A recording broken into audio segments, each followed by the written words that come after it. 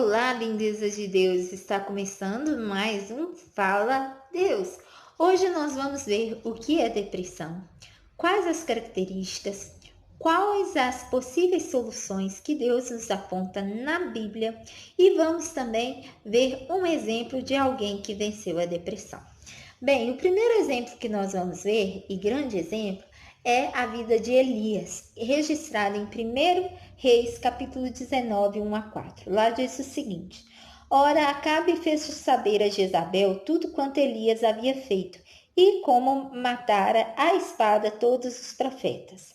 Então Jezabel mandou um mensageiro a Elias a dizer-lhe: Assim me façam os deuses e outro tanto, se até amanhã, a estas horas, eu não fizer tua vida como a um deles.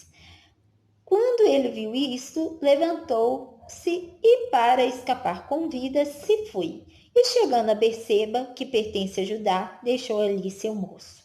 Ele, porém, entrou pelo deserto, caminho de um dia, e foi sentar-se debaixo de um zimbro, e pediu para si a morte, dizendo: Já basta, ó Senhor, toma agora a minha vida, pois não sou melhor do que meus pais. Sim, Elias pediu a morte, desejou a morte.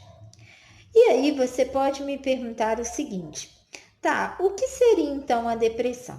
A depressão é uma doença, uma patologia que ocorre muito superior à tristeza. O que ocorre é uma falha nessa conectividade entre os neurônios, os neurotransmissores e a sinapse, ou seja, estruturas cerebrais aqui localizadas na parte superior que fazem todas as conexões das nossas emoções e estímulos do corpo. Sim, quando a depressão acontece, os hormônios da serotonina, que são responsáveis pela felicidade, eles caem, tem uma queda brusca e o corpo, para tentar equilibrar o sistema, manda uma carga de adrenalina, que é o nosso sistema de alerta.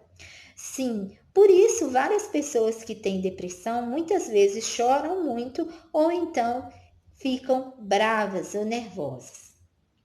Bem, mas o que seriam os neurônios? Os neurônios são a estrutura básica central responsável pela condução do impulso nervoso através do organismo. E aí nós podemos pensar os neurônios como o ferro de passar roupas. Sim, ele é a estrutura básica cerebral. Já as sinapses, região de troca de informações entre um neurônio e outro. E aí, para simplificar, nós podemos pensar como a tomada, que liga essa estrutura em um outro lugar, ou seja, em um outro neurônio. E os neurotransmissores, que seriam substâncias químicas produzidas pelos neurônios e transmitidas pela sinapse, que carregam informações do impulso elétrico. E aí, sim, nós vamos pensar sobre a energia elétrica que caminha dentro desse fio que vai fazer esse sistema se acender. Sim. Então, a depressão não é simplesmente um comportamento, é sim toda uma estrutura envolvida na situação. Então você pode se perguntar assim: tá bom, mas então quais as soluções que a Bíblia nos aponta para vencermos a depressão? No capítulo de 1 Reis 19, no verso 5, o anjo acorda Elias dentro da caverna e diz: Levanta-te e come. Então Deus nos dá a primeira solução: alimentação. Sim, você que tem depressão deve se alimentar corretamente. Mesmo que você esteja sem apetite, procure comer frutas, vegetais, folhas, coisas saudáveis para manter a sua máquina em bom funcionamento, ou seja, o seu corpo e o seu cérebro. Outra coisa interessante é que Deus, através dessa palavra, levanta-te, encoraja Elias a mudar de atitude, a não aceitar a derrota, mas fazer esforço sim para se levantar. Dentro disso, quando a pessoa se levanta, ela pode sim ter uma boa conectividade com o ar, a luz solar. Isso é muito positivo. Por isso, até que muitos médicos recomendam exercícios físicos, caminhadas, alimentação saudável. Tudo isso faz parte do processo da vitória nessa batalha. Outra coisa interessante é que Deus, ele foi um motivador de Elias.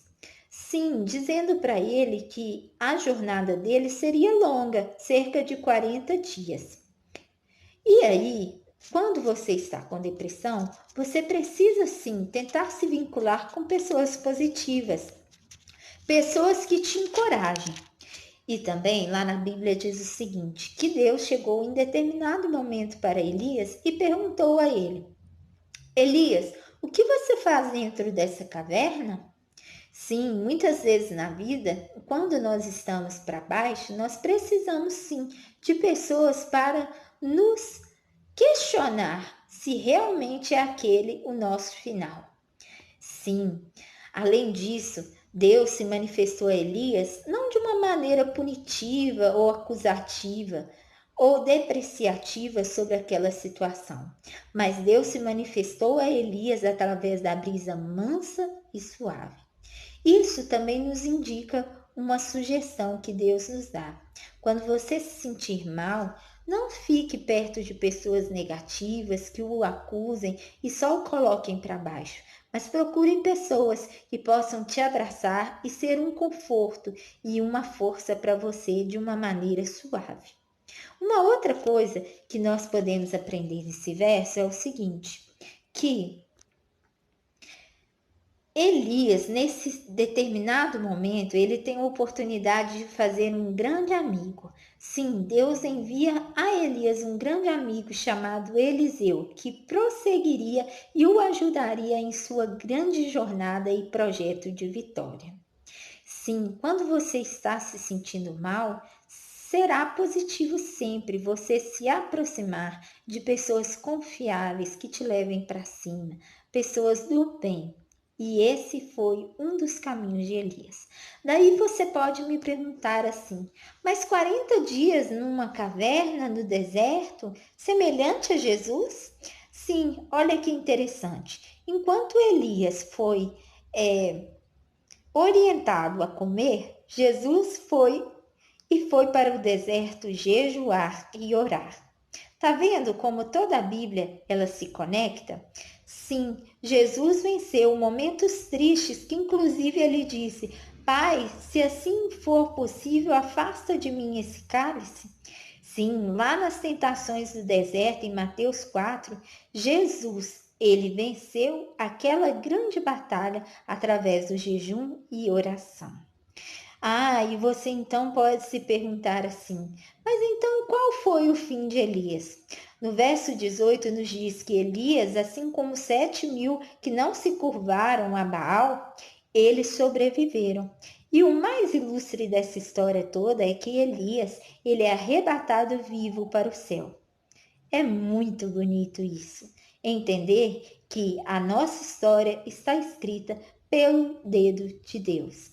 Sim, então, sintetizando tudo isso, eu gostaria de dizer algumas coisas.